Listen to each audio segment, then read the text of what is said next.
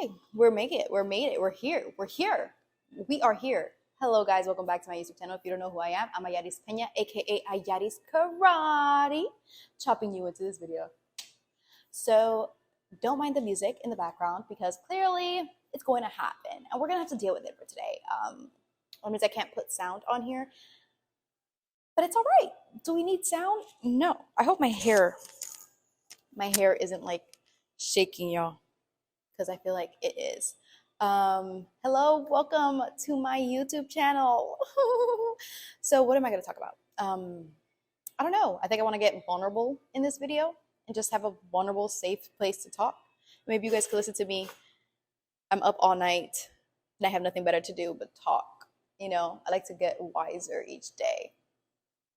So I was listening to this podcast. I love listening to podcasts. I love reading a little bit more. I hated reading growing up. Hated it because I grew up kind of bilingual, grew up with Spanish parents, and I always felt like I was not capable of reading to my full potential. I was a slow reader.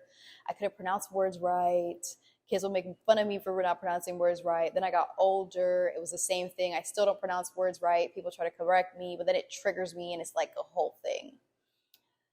So then I realized I'm limiting myself by not reading. I got older like I am now, and I realized, like, why am I not reading? And then it was all these limiting beliefs placed on me by kids or growing up and how I viewed myself. So now I try to read a book every day, and it's developing the way I'm speaking, developing the way I pronounce words, even though when I read it pronounced wrong. But I think it's making me a better communicator, which I'm really excited about. I did not want to talk about reading, but I guess that's a limiting belief that I needed to break, and I'm glad I broke it because now I'm reading and I can encourage people to read because I've stepped out of that. So if you're in a moment in your phase of your life where you're like, I don't need to read because blah, blah, blah, blah, just read. It could be some fan fiction, it could be a manga, it could be a comedy, it could be something that's like 10 pages long. I don't care. Just read something to keep your brain stimulated. You're on social media every second of the day, and that could be overwhelming. That could overpower your brain. Take it from a person who cannot write correctly or pronounce things correctly because they stopped reading because of things people said to them. And now it's hindering me in the future career I want to go into. So now I got to develop that skill and become better. And all I can do is become better. But at least I acknowledged it now before it was like extremely late, before I hit my 40s, you know, when it's hard for you to start learning things. So yes, it's a process. It's a process to be here at this level. I wanted to talk about, what do I want to talk about? Oh, I was listening to this podcast. I was listening to Jay Shetty's podcast. I don't know if everybody listens to Jay Shetty or not. But I was listening to his podcast, and he was talking about a conversation that people don't always want love, and they always look for safety. And recently, I've been feeling like I don't want to be in love. I don't want to fall back in love. I don't want to be in a commitment. I don't want it. But I couldn't figure out why, because I've never really desired to be in a relationship fully. I feel like I've let love come to me, and I would get into relationships because it naturally happened, not because I was searching for it. So this is my first time period where I'm not in a relationship. I'm not in one. I'm not in a relationship for this period of time. So it's been like, when did we, let me see, August, September, October, November. So it's been 4 months since I've been in my relationship, which was it was like a 5, about to be 6-year relationship. And I like to journal and I like to self-reflect. So I was like, why don't I want to be in a committed relationship? That's weird. I've never felt like no. Like, I've never been directly no. It's always been like, if it comes, it happens. I'm not neglecting it. And then I realized while listening to Jay Shetty's podcast is that because I don't feel safe to fall into a committed relationship. It's not that I'm afraid of love. I just don't feel safe enough to be myself with someone anymore. I don't feel that they will love me for me, and I will have to change for them, or I will try to change for them and they won't see that I'm changing for them. That I won't have a safe place to call home if I fall in love again, and that I'll be stuck in a committed relationship playing a different role, playing a different character, which was mind-blowing to me because I was like, wow, I Never would have thought that I would get to a place where I can self-evaluate why I feel a certain way about something. Even though it wasn't solely me that helped me decide or see that was what was happening in front of me. I don't know how I'm going to break that. Not yet. I'm not going to therapy right now because with my work schedule, it's kind of hard. But it was just something that was really mind-boggling to me. That because I feel like I won't have safety in a relationship to be myself. I don't want to be in a committed relationship. But I don't want to harden my heart. But the way the world is working nowadays, people don't value genuine vulnerability and authenticity. They want you to play a part, play a role, play a character. But they don't see you for you sometimes. They see what you could provide for them, the potential you could be for them, but not for the you that you are in the moment, not the crazy parts of you, not the bad things that you have done.